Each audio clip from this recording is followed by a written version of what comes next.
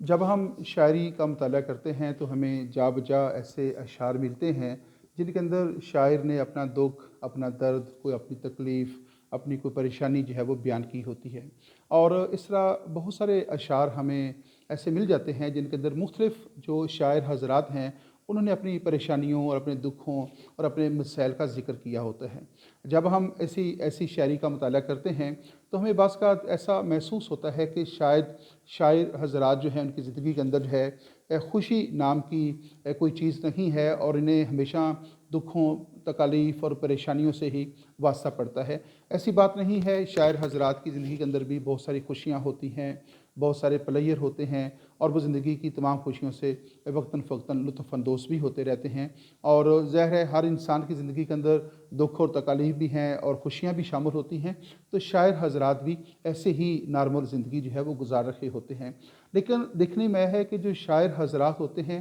وہ بہت حساس ہوتے ہیں، اور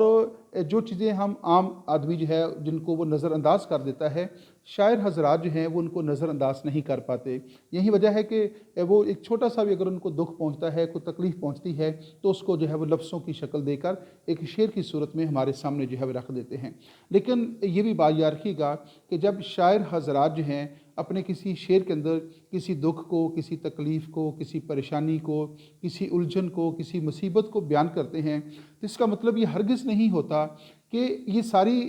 جن مصائب کا اور جن مشکلات کا وہ ذکر کر رہے ہیں وہ کوئی اپنی ذاتی زندگی کے بارے میں جو ہے وہ ان مشکلات کا ذکر کر رہے ہوتے ہیں۔ شاعر حضرات جو ہوتے ہیں وہ بہت حساس ہوتے ہیں، اور ان کے جو اشعار ہیں ان کے اندر ان کا ذاتی دکھ شامل نہیں ہوتا، بلکہ وہ پورے معاشرے کے اجتماعی دکھ کو بیان کر رہے ہوتے ہیں۔ جب وہ اپنے ارد گرد دیکھتے ہیں کہ ناانصافی ہو رہی ہے، ظلم ہو رہا ہے، لوگوں کے جو مسائل ہیں ان کو حل کرنے کی بجائے مختلف افراد ان کے مسائل کو بڑھا کر پیش کر رہے ہیں، تو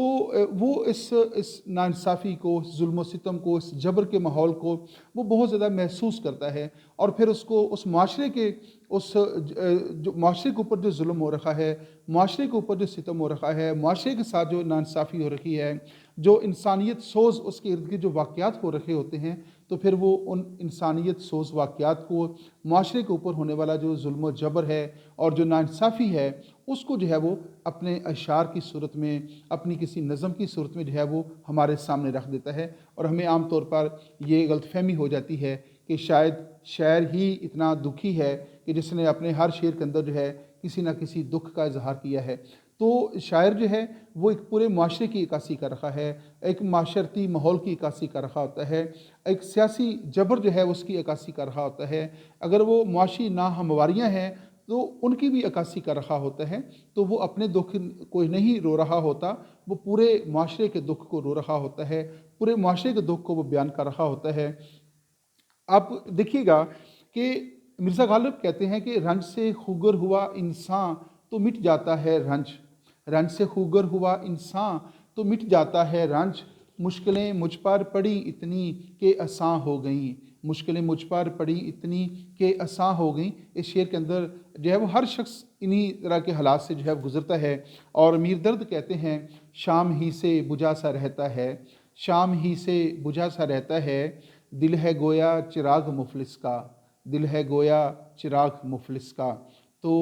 مختصر طور پہ میں بات یہ سمجھانے کی کوشش کر رہا تھا کہ جب کوئی شخص